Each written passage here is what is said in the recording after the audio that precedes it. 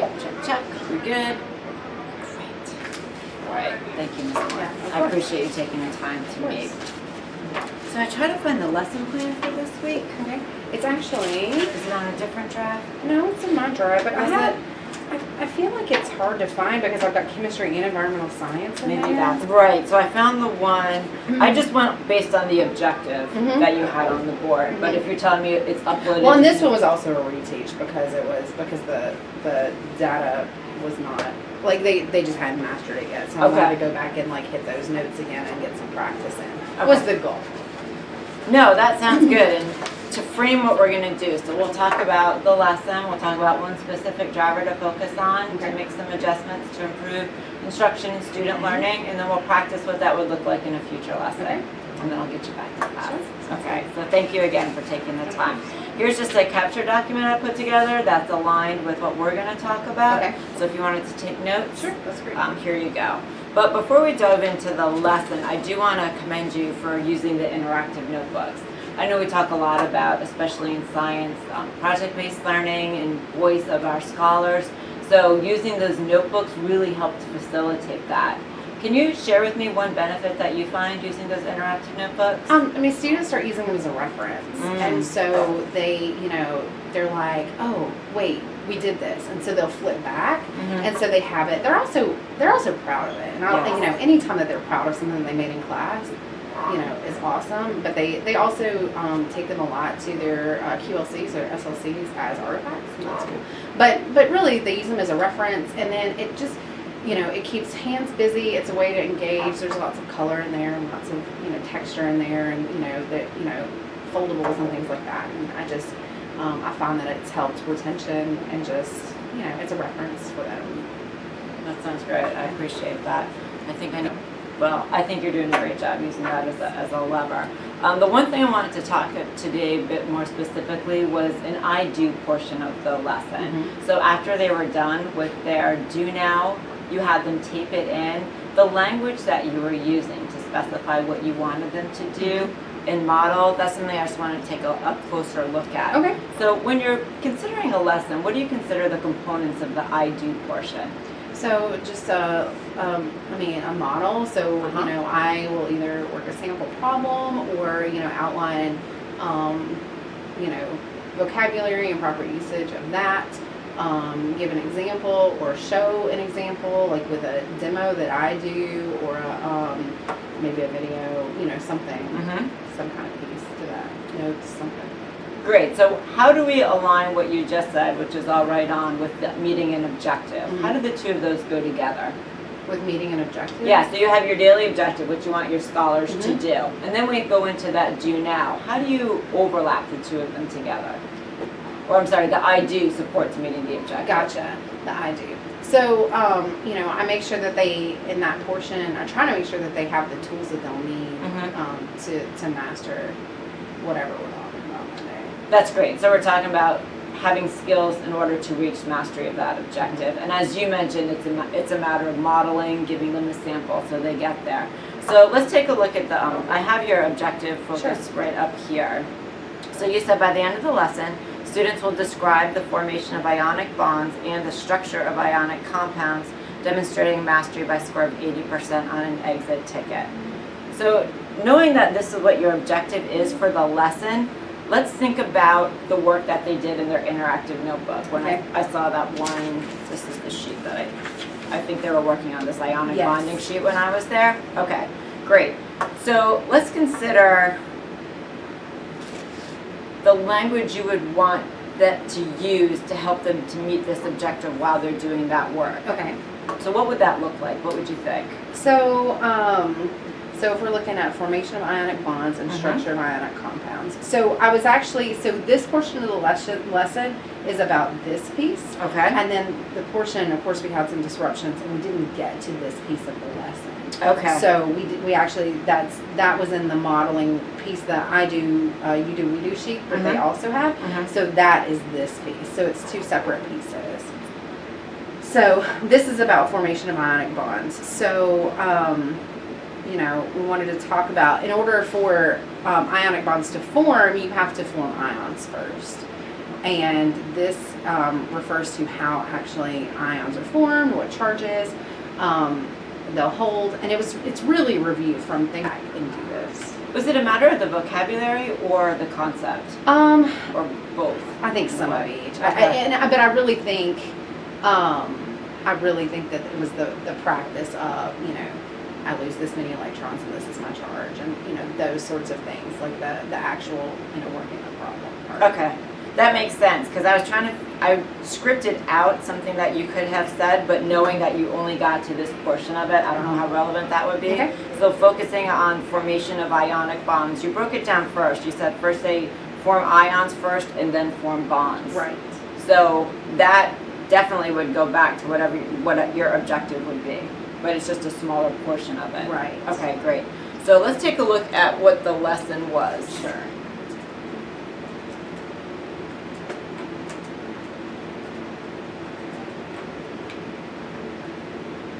And I'd be happy to share this with you as well. So I'm going to start it. The kids have just taped in their directions. Okay. So being mindful of what we talked about, using the I do as a way to model the thinking that you want, as well as address that specific language of your objective. Okay. Okay, so thinking about what we talked about with the I do, using language specific to the objective and modeling what you wanted them to think, what do you think the difference is in what we just talked about in the video? So, there's nothing in there that really relates to formation of ionic bonds or that relates to the objective at all. Okay, I agree with you. So that's kind of the gap that we're looking at. When you're giving I do directions, let's make sure that it's not only related to the objective, but it's using terms to help them meet that objective. Okay, great. So if we're going to move down here a little bit, let's talk about what an action step would be. Knowing that we're going to be focusing on those I do directions, the what that we're going to focus on, I put it in here for you. Okay. Script the I do based on the demands of the objective. How does that language resonate as something that would help make the lesson more successful? First of all, if this is really what I want to teach, I probably should change my objective, right? So back it up. But if we want to teach this objective, just like what I said before, in order to form ionic bonds, we have to first form ions and then go into some of the vocabulary around that. Okay, so when we're thinking about that I do, we're connecting it to a specific part of the objective as well as focusing on that vocabulary. So let's break down what those three things might look like. Okay. So the first one would be you're going to identify key learning goals from the objective. Okay. So if you could just write under 1, 2, and 3, then we'll have a reference for moving ahead. So Okay. the first one is here, identify key learning goals from the objective.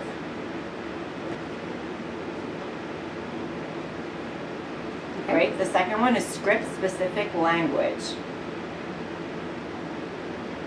Only essential to the I do. That is easy to remember. And lastly, identify any points of confusion. So you had quite the varied ability in that class. Yes. So identifying where some misunderstandings might be is that last one. Okay. What are your thoughts on these 3 steps to reach that goal? No, these are, I like this. I do script language a lot. I did not for this lesson. But I do, go through and write out specifically what I'm going to say a lot. I've gotten a lot better about that this year. Great. I did not do it for this lesson. But that's something that I need to get better about doing all the time. Can you tell the difference then in the Oh, lesson? absolutely. Yeah, talk to me more about that. Well, and a lot of times, it just makes me focus on what words are important, right? And then a lot of times I can create a visual to go along with that. So like a slide with specific directions or an image or something like that that can assist in that. Does that make sense? It does. And the other thing I think, just consider economy of language. So when I was scripting your lesson, you're doing a lot of that heavy lifting with the talking, but how do you script what you want to say and then have an anticipated response ready so you know what you're listening for in those student responses? That's a different story for another day, but it's part of this whole narrative, I think. Okay, so for the next part of our discussion, let's figure out an upcoming lesson where we could put this into practice. Okay. Is there an upcoming lesson that you're thinking of that would have an I do portion? A global lesson. Please, that would be super. So the next thing that we will do is we'll actually, and I think you might have it in the lesson plan. It's the Wednesday plan because I went back to reteach and now we have interims. Yes. You know, we're a little bit off. So this Wednesday plan right here. So they'll have a do now, which is a writing assignment, like a type 1 writing. And then we'll do building blocks, and so I'm going to bring out some Duplo blocks to demonstrate the difference between monatomic ions and polyatomic ions. So we'll build those. And then we will take some guided notes on polyatomic ions, which are similar to the notes page that you have from this lesson. Okay, I think that's a good place to start. It sounds like you have a solid objective, you have the learning goal, and it's building on knowledge the kids already have. Okay, great. So what would be an objective? Do you have an So objective yeah, written? the objective is, by the end of the lesson, students will identify, describe, and name polyatomic ions, demonstrating mastery by scoring 8% on our 6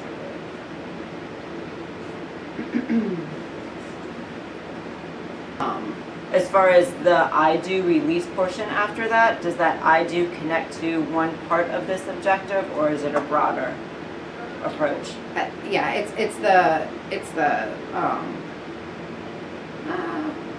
well, really identifying and describing. So not the whole thing. Okay.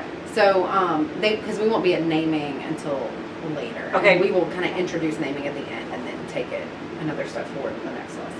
So that's good to be able to narrow down what you're asking the students to do in your I do language. So if we're focusing on asking them to identify and to describe, knowing what we talked about at the beginning with our script the I do based on the demands of the objective, we've broken into these 3 parts. Why don't we take a couple minutes and script the exact language that you would say? Okay. So if you could pair it back to me, what we're going to be working on now, just make sure we're on the same page. So we're going to script the I do portion. So the part where we were playing with Duplo blocks. Yep. Modeling with Duplo blocks. We're modeling polyatomic and monatomic ions, and how I'm going to lay that out for the students. Super. All right, why don't we take a minute? I'll write one as well, and then we'll both share. Okay. Polyatomic, like I feel like we've talked about those prefixes before, but I feel like I need to back up and review. What does the prefix poly mean? What does bi mean? What is, because that's an important part of this language. So that's what I'm thinking about right now. So if we're looking at the second part then, maybe that language that's essential to the I do, maybe you have some support to that. Perhaps it could be a word bank, or it could perhaps turn to page 43 in your notes. But you're right, and then also goes down to number 3, points of possible confusion. They might not understand what poly and mono mean. Right. So identifying that now in your script, that's exactly the point to consider that. And I may consider changing my do now to just, because we have covered those before, to have in that, so that in the do now review, we could go ahead and knock that out and then launch into this. Because that,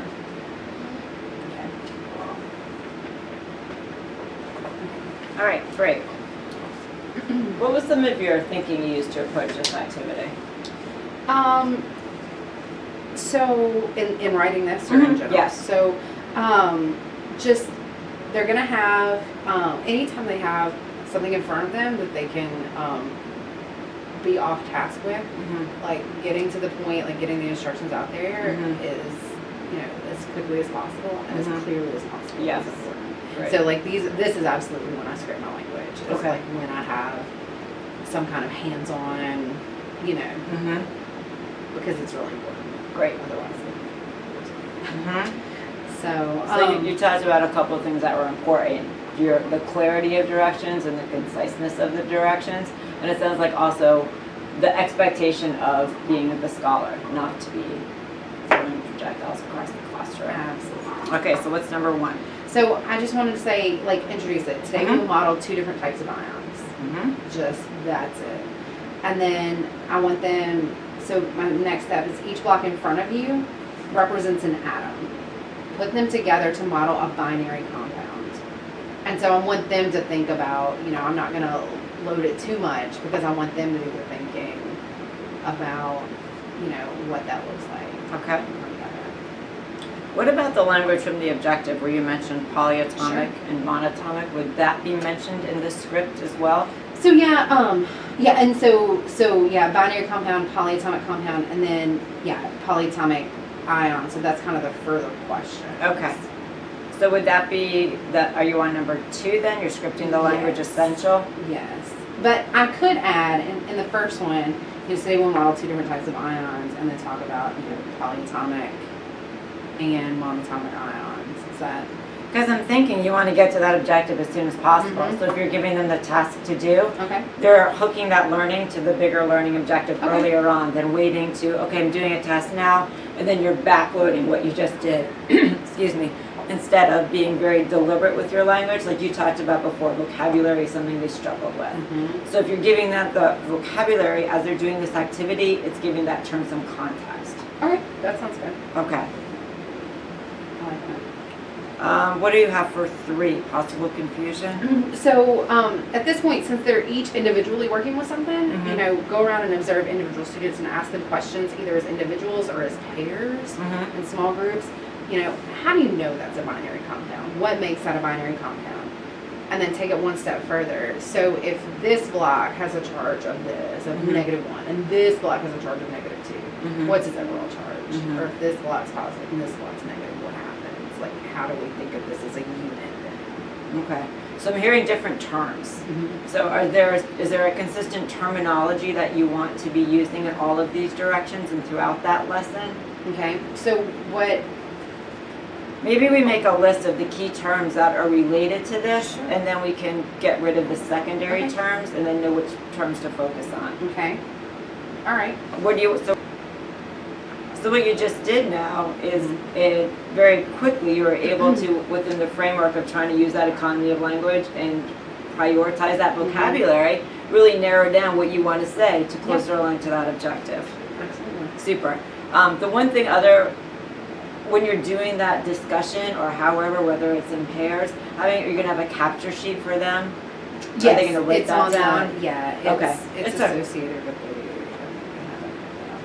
So just to push you to consider that the same terminology is on that capture sheet as well. So Okay. there's consistency. And when they're using that discussion, you even might want to script out what you're listening for them to say. Okay. And here's the 3 terms I need to hear in your discussion. That's good too. Would it help so looking at it, any misunderstandings for some of our struggling scholars in that classroom, having some sort of a resource like a word bank or a definition, or you even said at the beginning a model. Would something like this help to have a visual model to show them in that idea? I mean, this is the visual model, right? So if we're putting the blocks together, this is monatomic, this is binary, this is ternary. Would you show them what one would look like, or you want them to reach that I conclusion? really want them to explore it first. Okay. And then I'll go back and recap and say, just to make sure everybody, if I don't feel like I've hit everybody individually, like not small group, then yeah, I'll go back and whole class do that. But I like to do that in the small group. Like if they don't get it or if they haven't talked, because I want them to talk to each other and figure it out. So maybe that you scripted exploration. within this, like after 3 minutes, here's the question I want you to discuss. And then when you're scripting those questions, you're just very deliberate with that same language. Okay, and I like that capture sheet or that word bank. And so maybe sometimes what I'll do when I'm doing a model is I'll have just a piece of paper that I just tape to the table, right? And it just says, the first one we're going to do is this, the second one we're going to do is this, and it has the vocabulary right there. That's so they can refer to it. And you have a lot of tape. I do have a lot of tape. That's all I have right now, is tape. That's it. I'm out of glue. I've requested more glue. That's all I can is try to tape. help you out there. Let me know what you need. I think that's great, just considering so many different moving parts, being very deliberate with that scripted language. Okay. So we're going to wrap it up, but before we do, let's fast forward to this lesson. Okay. We're doing this lesson plan. You're the teacher directing me. If you can, feel free to use your notes. Sure. Be mindful of things we talked about. We're talking about the goals from the objective. You're using essential language that you can remember, and you're addressing any confusion that might arise. All right. So good morning. Today we'll be modeling 2 types of ions. So we're specifically going to talk about polyatomic ions and monatomic ions, but we'll get to a few others. Each block in front of you represents an atom. I want you to put them together to model a binary compound. And hopefully in the do now we'll have gone over what binary, we'll have reviewed what binary means. I am going to change that again. Together, we go around. What about a polyatomic compound? What about a ternary compound? And press that forward. And then once you have a binary compound in front of you, what makes that binary? No, you're definitely on the right track. Okay. And I applaud everything that you did. I know thinking on the fly is critically difficult. I want you to make a separation between the directions of the task that you're doing in that I do model versus the questions that you would be asking later on. So let's try to do it one more time, focusing only on those three things. But there's a couple things that I wanted to give you some quick feedback. I heard the word binary a lot. Is that part of an objective in any way, or is it wrapped in? Binary is so polyatomic can be binary, ternary, or just poly, which is what we use for any. Okay. That makes sense then. So it's already discussed. Right. Okay. And so, yeah, I want to change my do now to address that. And then you'll know by checking for understanding on your do now to move ahead or not. Right. Exactly. Whether we need to loop that back in or. The one language, I want to just focus on the specific language. Okay. Scripting specific language. For example, you said we'll get to a few others. Okay. Not needed. No, it's You're going to do that later on. Okay. All I want to know is right now you're modeling for me the work that you want me to do and how we're tying that to the objective. Okay. So let's try it one more time, as much as economy of language as you can. Right. Today we will model different types of ions, polyatomic ions and monatomic ions. So each block in front of you represents an ion. Put them together to model a binary ion.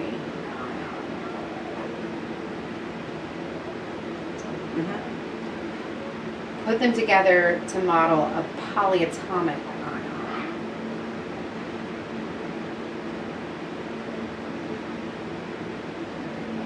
What else? And is that the task you're asking that's us to the whole, do? that's the whole task. Yes. And they'll have a list, and so I should say then, is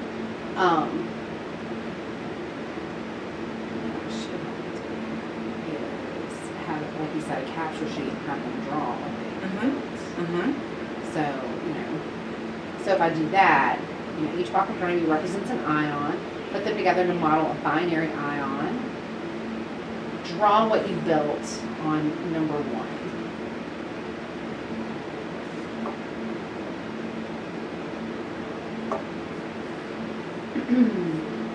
I wonder also having them draw and label. So it's not just that image, because if they're writing what they did, then it's easier for me to read what I wrote when I'm talking to you. Right. So Okay. that extra step. And it all goes back to scripting that specific language to make sure that what they're creating is what you're looking for. Right. Exactly. Okay. Yeah. Is there, do you know the date where you'll be doing this? I would love to pop in. So we're taking interims on Thursday. Mhm. So it should be Friday. Friday? So, And so that'll be 3rd and 5th block Friday. yeah, we have third, right, correct. Great, I will definitely pop in. Any questions, Ms. Moore? No, it was good. No, I love working through this. This is good. I think you did a nice job reflecting. The one thing I would just keep pushing on is as you're doing that script, go back and make those not only extraneous words go on, but make sure that language from the objective, and that might require a change to the objective perhaps, based on what you want them to do in their class. Yeah. No, I like this. This is great. If you wanted to shoot me that capture document, I'd be happy to take a look at it, or Sure. any other support you need. All right. I'll All right. create it today. Thank you so much. Thank you so much. I appreciate your time, Of course. as always. Of course.